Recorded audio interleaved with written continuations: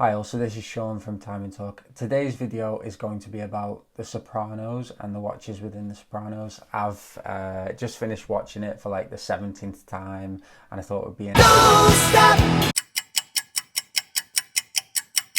The Sopranos, brilliant show by the way. If you've never watched it, you should definitely watch it. People regularly vote it as the best TV show of all time. It's got an amazing ending. It's amazing all the way through. It's just a brilliant show.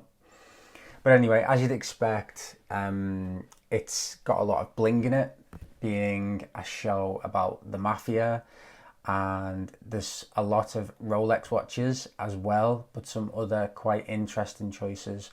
So I'll just go through these. Obviously, if you like the channel, please subscribe and like this video and comment on which is your favourite watch in The Sopranos and any other films or TV programmes that you know that feature watches. So Tony Soprano's watch is a solid 18 karat gold President Day date, and he wears this all the way through the series, disregarding I think the pilot episode where he wears something slightly different. You know, this is a perfect choice for a gangster. Solid gold watch. It says I've got money. It's also quite traditional as well, and it's a brand that everybody knows. You've got a bit of money and you've got a bit of power, if you like, if you're wearing one of these. And you know, day dates are associated with high rollers, with money. Maybe less so nowadays because I think people have moved on to the Patek, AP, things like that. You don't really see those that much in this show, and it's interesting actually because at one point Tony gives a Patek as a gift to his wife's brother or wife's nephew, and he says, wow, this is a $15,000 watch. And I remember thinking, that's cheap for a Patek. Maybe they were that price at the time. But anyway, Christopher's watch, Christopher often wears a Cartier. You also see him wearing a Datejust. This particular picture, he's wearing a Cartier Tank Française, and he also wears a Pasha and I think a Roadster.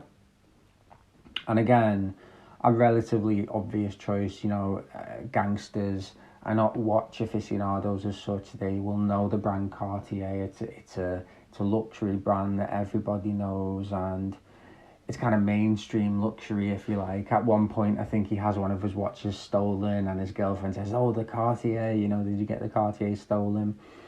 So, yeah, I love Cartier myself, and particularly the Tank Française. It's a really, really nice watch.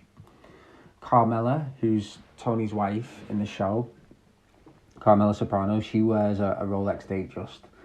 So, a two-tone Rolex Datejust, which again is a relatively obvious choice.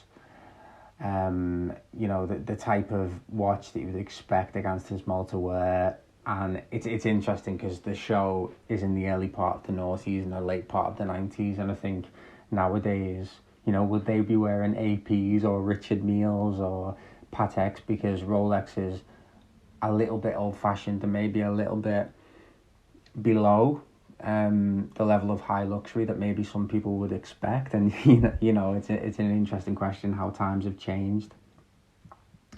Then a couple more interesting ones. So Vito Spatafiore, I think it's pronounced, he actually wore an Oris World Timer watch. So if you remember, if you've seen the show, Vito has to go away for a particular reason during the show, and he gets a job on a building site, I think, or building on a farm or something, and he really hates it because he wants to go back to the mafia, and he's like, I hope it's 10 o'clock, I hope it's time for my break, I hope it's time for lunch. So he looks at his watch and he goes, no, it's 5 to 10, and it's an Oris World Timer, which is a really interesting choice really, because Oris is, I see it as, no disrespect to the brand, but I see it as kind of a middle of the road, you know, a watch that you would wear if you were looking for something good quality but didn't want anything kind of bling or kind of showy. Not the kind of watch you'd expect someone in the mafia to wear, should we put it that way. But I think The Sopranos might have had a commercial relationship with Oris, because at one point if you remember when Christopher goes to, I think, Vegas with Little Carmine, and they go to a hotel and they meet Ben Kingsley. There's also an Oris booth, and they're giving away watches for free to Ben Kingsley. So I think it's a bit of product placement. You know, tell me if you know about that.